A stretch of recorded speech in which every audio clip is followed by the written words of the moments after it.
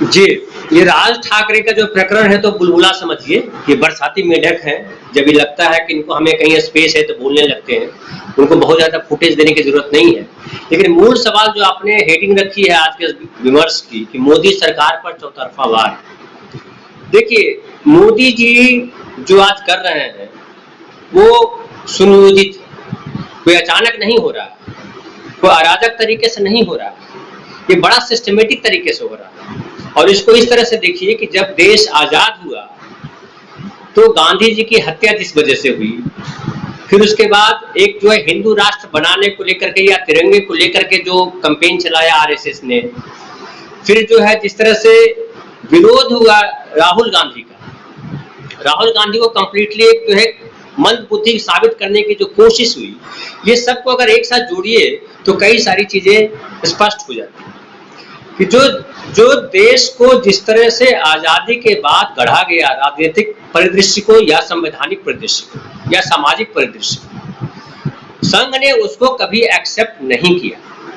तो 2014 में संघ को जब मौका मिला तो उसने नए तरीके से देश को गढ़ने की कोशिश की है, या कहिए देश को गढ़ने की दिशा तय की कि हमको इस दिशा में देश को ले जाना है। और मोदी जैसे समझ लीजिए कि नेहरू जी आजादी के बाद के भारत के शिल्पकार थे, आर्किटेक्ट थे, तो ये मोदी जी जो है वो अभी 2014 के बाद का जो भारत होगा उसके शिल्पकार हैं। तो नेहरू के बरख से आप इनको देख सकते हैं, मोदी जी को। फिर आप देखिए कि जब आजादी के बाद जो देश बना उसमें लोकतंत्र बहुत महत्वपूर्ण माना गया, संविधान बहुत महत्वपूर्ण माना गया, और ये देखा गया कि इस देश में हर जाति, हर भाषा, हर धर्म के लोगों के लिए समान अवसर है, हम भारत के लोग की परिकल्पना की गई।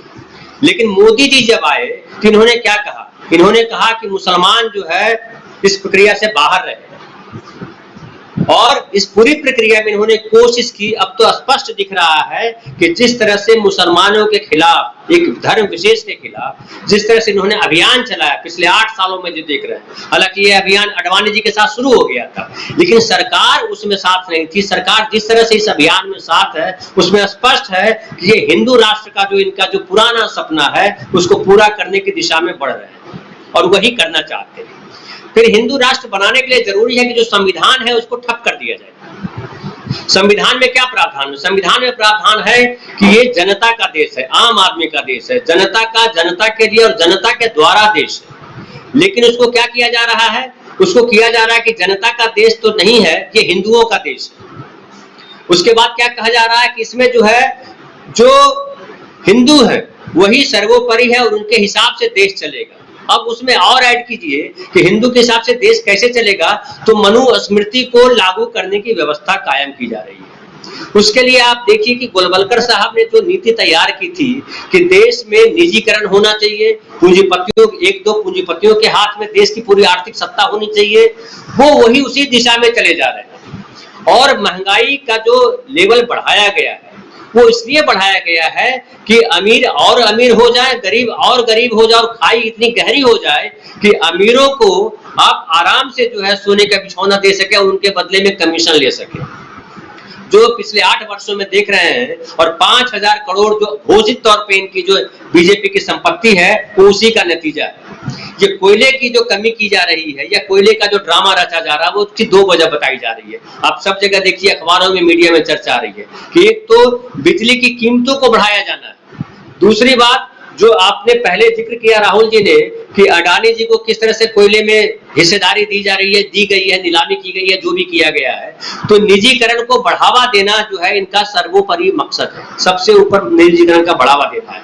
और उसके बाद जैसे 80 लाख लोगों को इन्होंने कहा, 80 करोड़ लोगों को जो इन्होंने कहा कि हमने फ्री राशन दिया है, तो फ्री वाला जो है, दान वाला जो है, ये व्यवस्था कायम करना चाहते हैं कि आप मंदिर की तरह पे आपको दान आए, फलाना हो जाए, और आप ये सब सवाल मत करो, आप सिर्फ हिंदू धर्म की बात करो, आप सिर्फ भगवान की बात करो, आप सिर्फ हम पे भरोसा करो, बाकी चीजों पे काम मत करो। ये इनका एजेंडा है।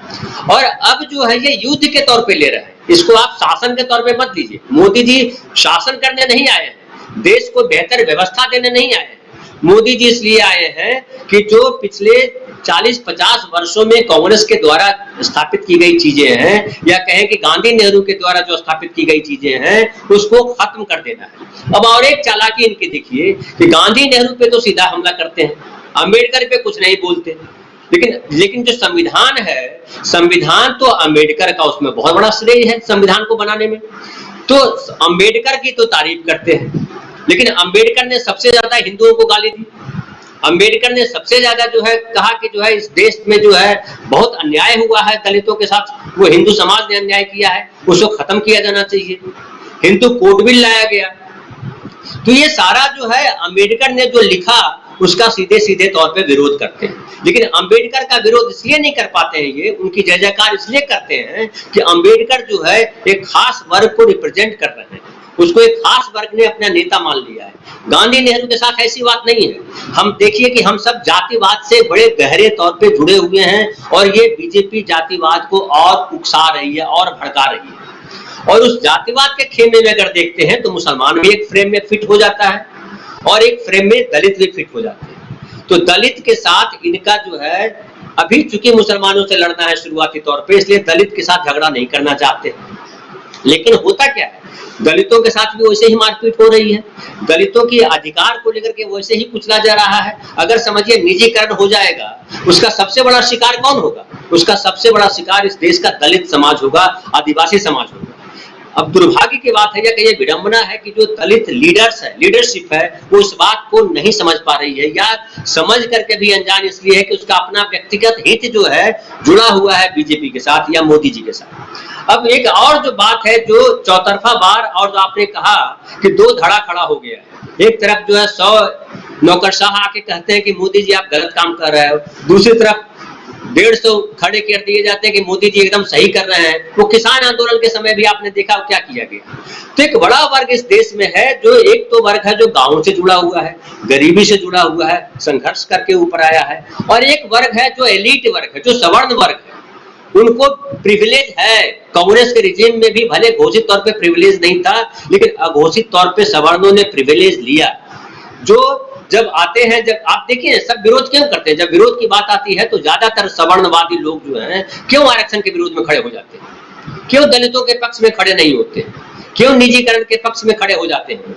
तो ये सारी वजह है, और उसमें मोदी जी जो कर रहे हैं, वो मोदी जी केवल नहीं कर रहे हैं, वे पूरा का पूरा देश जो है दो भाग में है, और गरे मुर्दे उखाड़े जा रहे हैं। जो आजादी के बाद नेहरू ने, लाल बहादुर शास्त्री ने दफनाया था कि भैया हमको नहीं करना है जाति पे झगड़ा, हमको नहीं करना है धर्म पे झगड़ा, हमको देश को आगे बढ़ाना, वो तमाम झगड़े ये उखाड़ करके ला रहे हैं, गड़े मुर्दे को उखाड़ रहे हैं और कह रहे हैं कि नहीं, हम जो है इस तरीके से देश बनाना चाहते हैं। तो इसलिए अब मैं समझ रहा हूं कि जनता ही इस देश का फैसला करेगी। और देखिए अभी इस बार क्या किया इन्होंने, पॉलिटिकल पार्टियों पे जिस तरह से हमला करते थे कांग्रेस पे, आज उस तरह से हमला ये नहीं कर रहे हैं। ये हमला अब इन पे हमलावर ज्यादातर जो है आम आदमी, वो जनता हमलावर हो गई है। वो जो हमारे जर्नलिस्ट भाई है वो हमलावर है, और उनपे जो बोलना चाह रहे हैं उनके खिलाफ लगा रहे हैं, ईडी लगाते हैं, सीबीआई लगाते हैं। अब जैसे जिग्नेश मवानी का केस है, जिस जिग्नेश मवानी को आप उठा करके किस आधार पे ले गए हो आसाम में, किस आधार पे आपने उनको बंद किया, और कोर्ट क्या कर रही है। तो ये सारे मसले जो है अभी और बढ़ेंगे, मुझे लगता है कम नहीं होंगे, और धीरे धीरे मुझे लगता है इसमें समय देना पड़ेगा हमको। हम बार बार इस बात को हम कह रहे हैं कि जनता के साथ इनकी लड़ाई जब तक नहीं होगी, पार्टियों से ये हार नहीं सकते, कोई पार्टी इनको अभी हरा नहीं सकती। इनको हराने का काम इस देश के नागरिक ही करेंगे। और ये जो तपिश है, जो महंगाई की तपिश है, निजीकरण की तपिश है, ये जो दंगे फसाद की तपिश है, इसमें आम आदमी जब घुसेगा और आम आदमी जब तक विरोध में खड़ा नहीं होगा, तब तक मोदी जी की सरकार या मोदी जी के बाद जो जिनकी सरकार आएगी, बीजेपी की सरकार होगी, ये इसी तरह से आगे बढ़ेंगे। वो लोकतंत्र आपकी परिकल्पना फिलहाल मत कीजिए।